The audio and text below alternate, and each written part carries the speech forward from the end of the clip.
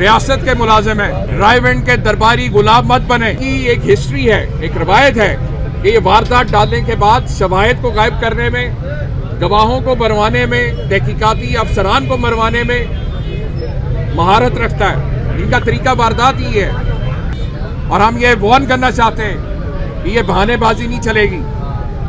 तो पाकिस्तान में पहली दफा इलेक्शन नहीं होने जा रहा। अवाम से झूठ बोल बोल के अवाम को झूठी तसल्लियां देने की कोशिश कर रहे हैं। ये बुरी तरह नाकाम हो चुके हैं। इनके पास सिर्फ एक ही फार्मूला है जिससे चोरों और डाकुओं को रिलीफ दिया जा सकता है, और वो एक जख्मी हालत में है। इससे पहले इमरान खान साहब खुद अदालतों में पेश होते रहे। वो नवाज शरीफ की तरह झूठी मेडिकल रिपोर्ट्स, बीमारी के बहाने मुल्क से भागे नहीं।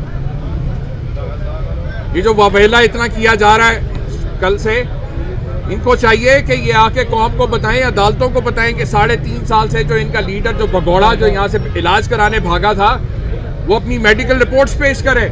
आज तक वो अपनी मेडिकल रिपोर्ट्स नहीं पेश कर सके अदालत के अंदर। अदालत को बता ही नहीं सके कि वो कौन सा इलाज है जिसके लिए खसूसी तौर पे जो है वो यहाँ से इजाज़त लेके गए थे। लिहाजा हम ये समझते हैं कि ये लोग जो सुबह शाम खुद जो है अवाम से झूठ बोल बोल के अवाम को झूठी तसल्लियां देने की कोशिश कर रहे हैं, ये बुरी तरह नाकाम हो चुके हैं। ये अवाम को किसी किस्म का कोई रिलीफ नहीं दे सकते। इनके पास सिर्फ एक ही फार्मूला है जिससे चोरों और डाकुओं को रिलीफ दिया जा सकता है। जिस तरह इनके अपने पूरे खानदान के जो है केसेस माफ हो गए। आपने देखा कि जब एनआरओ लेना था तो तमाम नून लीग पीपल्स पार्टी की क़यादत एक थी। आज पीपल्स पार्टी कहती है कि जी हमारी हुकूमत नहीं, नून लीग वाले कहते हैं कि हमारी हुकूमत नहीं। हमें पहले ही पता है कि ये आपकी हुकूमत नहीं, ये सिर्फ डाकुओं और चोरों का टोला है जो इक़्तिदार पे काबिज है पिछले 10 माह से। इसके साथ साथ मैं पहले भी कई बार आपके सामने ये चीज़ जो है अदलिया को, इदारों को बावर करा चुका हूँ कि इमरान खान साहब पे जब 3 नवंबर को हमला हुआ, उससे पहले ही खान साहब इस चीज़ की वार्निंग दे चुके थे।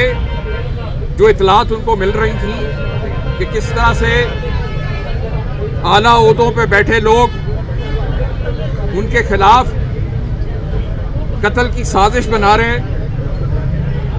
और उस 3 नवंबर के हमले के बाद आपने देखा कि किस तरह से तहकीकात के ऊपर असरअंदाज होने की कोशिश की गई। एक मखसूस बयानिया बनाने की कोशिश की गई जिसे फोरेंसिक, पॉलीग्राफिक रिपोर्ट्स और जो क्राइम सीन रिपोर्ट्स और जो सर्च रिपोर्ट्स थी, उन्होंने उस झूठे बयानिए को यकसर मुस्तरद कर दिया था। और निगरान हुकूमत आने के बाद हमने ये अदलिया को भी ये बावर करवाया था और ये वार्न किया था कि हमें खदशा है कि ये जो टोला इक़्तिदार पे बैठा है, इनकी एक हिस्ट्री है, एक रवायत है कि ये वारदात डालने के बाद शवाहिद को गायब करने में, गवाहों को मरवाने में, तहकीकाती अफसरान को मरवाने में महारत रखता है। इनका तरीका वारदात ही है और हमें खदशा था जो सच साबित हुआ। एंटी करप्शन एस्टेब्लिशमेंट के पास जो इमरान खान साहब के कत्ल हमले जो GIT की रिपोर्ट्स थी, वो कल जब अदालत ने जब तलब किया रिकॉर्ड, तो बताया गया कि जी वो सारा रिकॉर्ड ही गायब हो गया। और सिर्फ इमरान खान साहब के पर होने वाले हमले की GIT के तमाम रिकॉर्ड ही नहीं, बल्कि एंटी करप्शन जो नून लीग के MNA चौधरी अशरफ और बाकियों के ऊपर जितनी वो तहकीकात थी, रिपोर्ट थी, सारी जो इन्वेस्टिगेशन थी, वो सारा रिकॉर्ड जो है वो गायब कर दिया गया है। और अब मामले पे मिट्टी डालने के लिए एक इदारती जो है इंटरनल एक इंक्वायरी जो है लॉन्च की गई है, जिसे हम समझते हैं वो सिर्फ आंखों में धूल झोंकने के लिए सारा ये ड्रामा किया जा रहा है।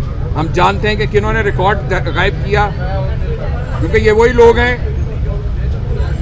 जो रिकॉर्ड जलवाने में, गवाहों को गायब करने में, तहकीकाती अफसरान को मरवाने में इनका बाकायदा एक रिकॉर्ड है।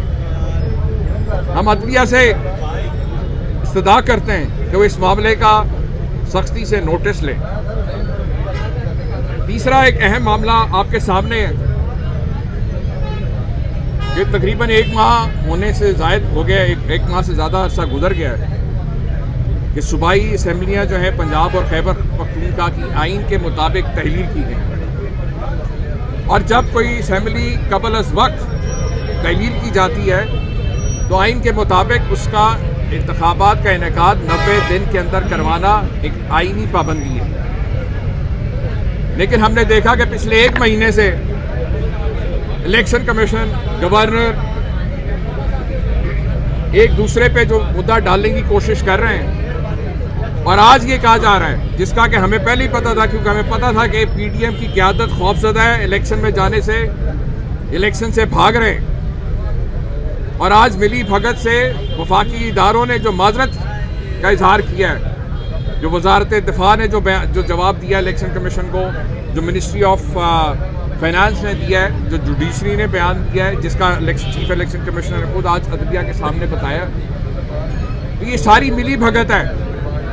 आर्टिकल 220 तमाम रियासती इदारों को पाबंद करता है कि वो इलेक्शन कमीशन की मुआवनत करें। और हम ये वार्न करना चाहते हैं कि ये बहानेबाजी नहीं चलेगी, तो पाकिस्तान में पहली दफ़ा इलेक्शन नहीं होने जा रहा। हमें अच्छी तरह पता है कि आप पीडीएम के ईमा के ऊपर जो है इदारों से आइन शिकनी करने पे उनको मजबूर किया जा रहा है, जिसे किसी तौर पे भी कौम कबूल नहीं करेगी। मैं रियासती इदारों में बैठे हुए लोगों से ये कहूँगा कि आप रियासत के मुलाजिम हैं, रायवेंड के दरबारी गुलाम मत बने। आपको किसी तौर पे भी पीडीएम की ईमा के ऊपर इलेक्शंस को डिले करने के लिए आइन शिकनी का मुर्तकब नहीं होना चाहिए। बहुत बहुत शुक्रिया।